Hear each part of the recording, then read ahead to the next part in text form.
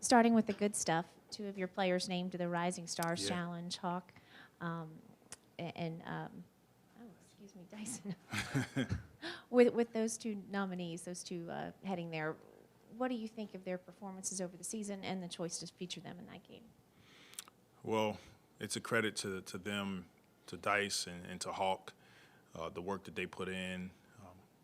Coach Corey Brewer and Ryan Frazier, putting in, all of those guys just putting in countless hours, and we're grateful to have them, and we're extremely happy and proud of that accomplishment. That's pretty cool.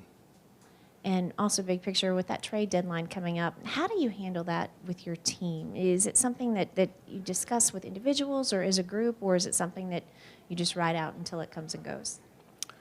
Right now, our focus is really on the game. When things come up, if they do, we try to address them head on. But other than that, we try to maintain our focus on the task at hand. And like I said, if there's something that we need to address, we make sure we do it. Finally, third meeting with Houston. When you flip on the film of the first two meetings, what lessons did you glean from that you can use tonight? 2 close games, and it boils down to our ability to take care of the ball at the end of games, offensive rebounds, just the little things, the simple things throughout the course of a game that come back and they either win you those games when you're doing well or you can be on a losing end, which we have been. So it'll be another good test. They're a good team. They play with toughness. They just had a big win here on their home floor, so they'll be playing with confidence for sure. How has Şengün's improvement helped elevate this team to where it is right now? He's playing at an all-star caliber level this season. They're playing through him, and he's delivering. His ability to score in the paint, to make plays from the pocket pass. Van Fleet does a great job, them two, in pick and rolls, and he's delivering. So he's a handful. Everyone knows it in the NBA. We know it, and we got to make sure we do a good job on him tonight. When you look at some of y'all's possessions, those last 9 minutes or so in Boston, where do you think you guys could have been better? We slowed the pace down.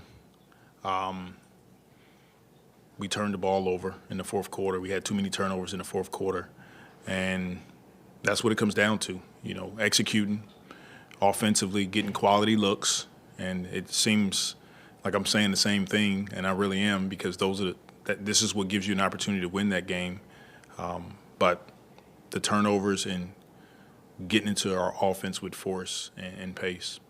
Do you know about Herb and Z for tonight yet? Yeah, both of those guys will be out. And last time we asked you about Z, it was like, there's nothing structurally wrong. This is just kind of some soreness. Is it still the same situation as far as you know? As far as I know, it is, yeah. The previous